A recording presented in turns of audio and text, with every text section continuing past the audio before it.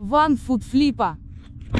So I woke up this morning to a message, somebody asking me about 7 questions about a $12 pair of bowling shoes.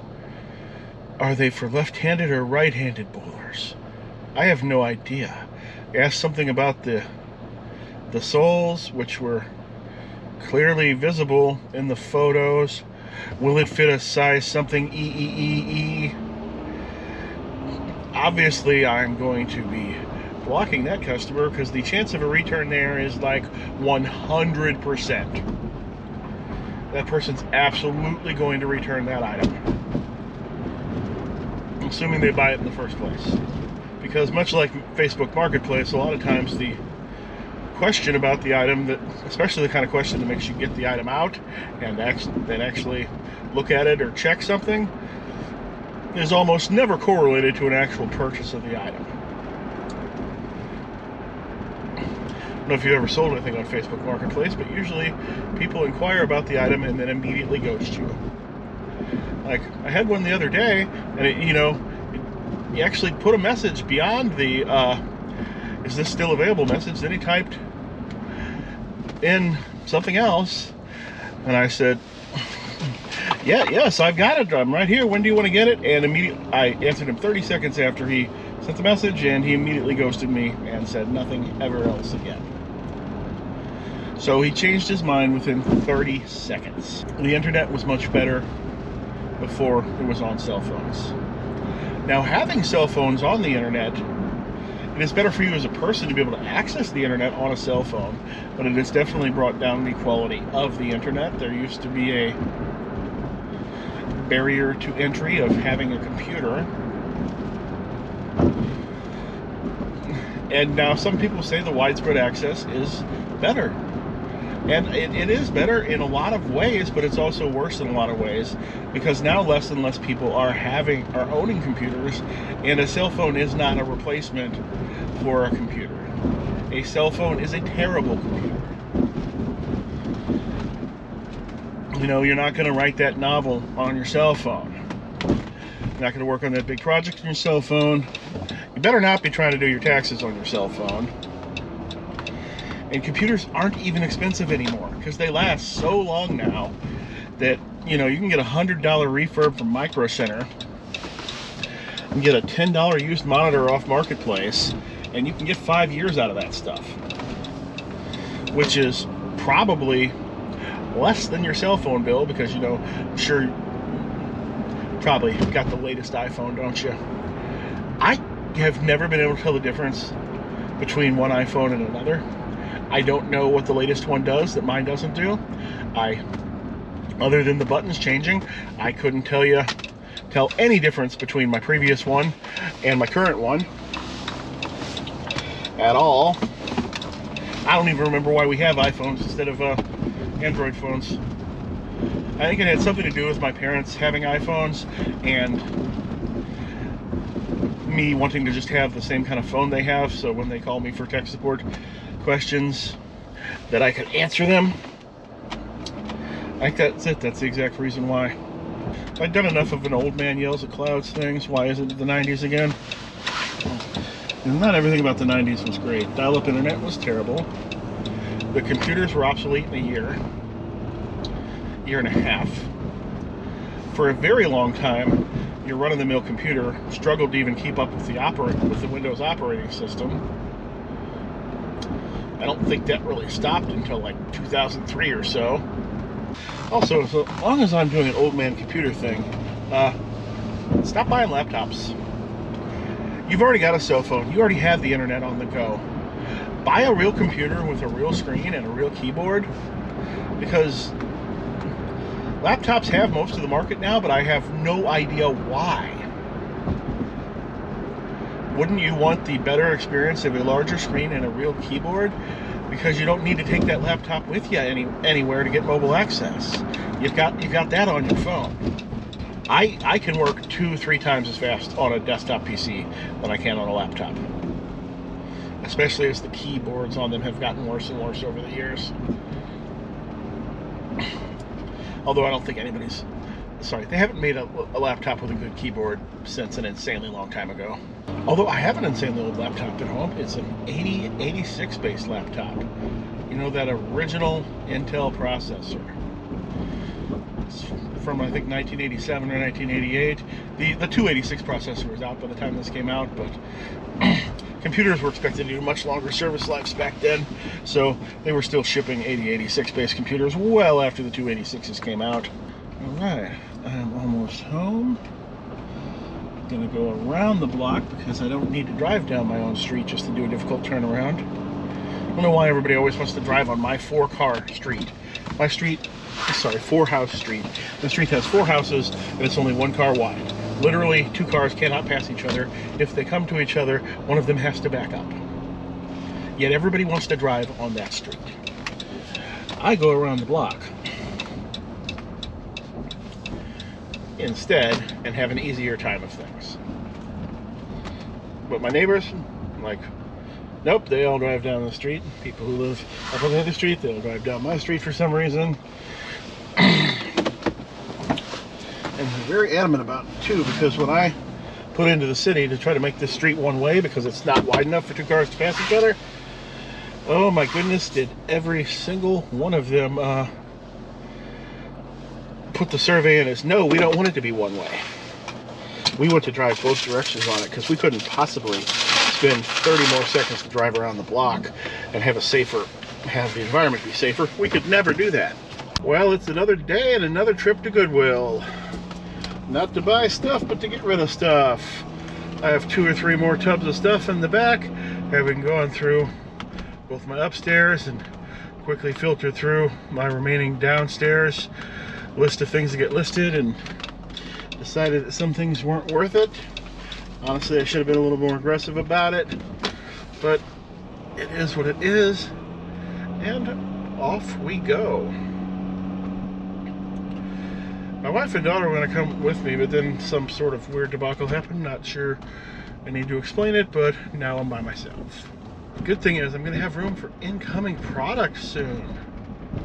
I am down to 4 tubs of unlisteds, many of which, the contents of many of which will turn into lots, or are large items that aren't actually, you know, the tub might only have 8 listings in it because they're larger items. Last night I listed this, I'll put it up on the screen, fixture that I've had for 3 years. Apparently I underpriced it at $159 because it sold, listed it last night, it sold this morning. Or maybe that was just the one right customer and $10 more it wouldn't have sold. Who knows? I do know I could have apparently had that money 3 years ago instead of waiting for 3 years to get it. You know, this will be 4 days in a row I've posted a video. I don't know if I've ever done that before. Not necessarily trying to do a video every day, but I am just trying to up the amount of content I do overall, because now that I'm not shuffling crap around all the time, I try to get my work done and have set clear limits on how many listings I'm going to have. I've got more free time. I'll have even more free time once I get rid of all those cards, because there's still card cleanup to do, still cards to sell in bulk. Of course, in bulk. Does mean I'm going to have to be going out to the bins more often, though, because I'm trying to not list anything under $10 anymore. If it already ends up at my house, oh well, I'll list it down to 5 before I toss it out. But yeah, I'm trying not to bring home anything that lists for less than $10. Ideally more than that, because my median listed is just over $11. That's one reason why I want to keep an even 2,000 items in my store. That allows me to have a little link in my browser window to click on that and immediately see what my median listed price is, provided that I have right at around 2,000 items. Because all it is a link to my listings sorted by price, 1,000 items down. And that's a surprisingly difficult number to move to. Like, I can plow in 50 items all over the median and not move that median by 10 cents. And then every month on the first of the month, when a group of items gets marked down in price, it puts that median back down. Pushes that median back down. I don't think I'll ever get it up to 20, but I'd love to get it to 15. Y'all figure out what your median prices in your store is, not your average or median? So why don't you post it in the comments? Now, one thing I've noticed from looking at a lot of people's stores is that their median sale price is vastly lower than their median listed price, which is definitely a sign that they are listing things too high, which is the #1 reseller problem, aside from listing things that nobody wants at all in the first place. Because if somebody's got 100 items in their store and their 50th item down from the list is $53, but then you look at their solds and their sold item halfway down the list is only $19, that tells me that they're vastly overpricing their items, or that they're picking up way more high-end stuff than they can move.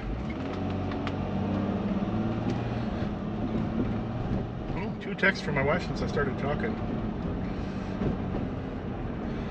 I think she wants some food. She was a little grumpy.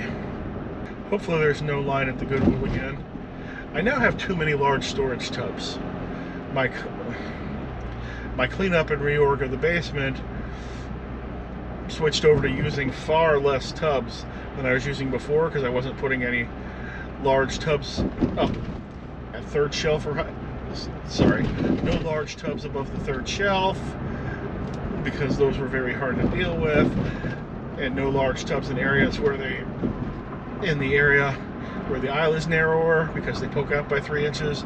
That made it harder to move. So now I have like 6 large tubs that I don't need, that I paid actual money for. And that's no fun. It's no fun in general. If you buy a lot of collections or otherwise get lots of stuff, you're constantly having to get rid of various plastic storage containers that just come to you for free.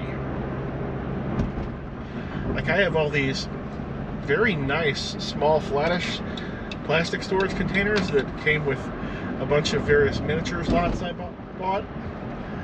I don't want to throw them out, but it's not like I'm going to be able to sell them on eBay, and they won't be very useful for me because they're too big for me to store my listed miniatures. It would get too many of them per box. You don't want 300 miniatures in a box trying to find that right one. I keep my miniatures boxes very small, so there's never usually more than about 50 in there, so I can pick out the one I want pretty easily. I also think I need to list more of my personal unpainted miniatures collection, because in sorting through all that and clearing up the bar, I mean, I have way more than I'm ever going to paint in a lifetime. Far more, even if I actually started painting them on a regular basis instead of painting like 1 per month, which is what I've more likely been averaging. Just a Christmas tree stand in the middle of the street. That's nice. Not that you could see it, but I could. Right. Passing up the sad subway. Going behind the Goodwill. And there's nobody here, which is exactly what we want. Alright, have a good one, man. Thank you, you too.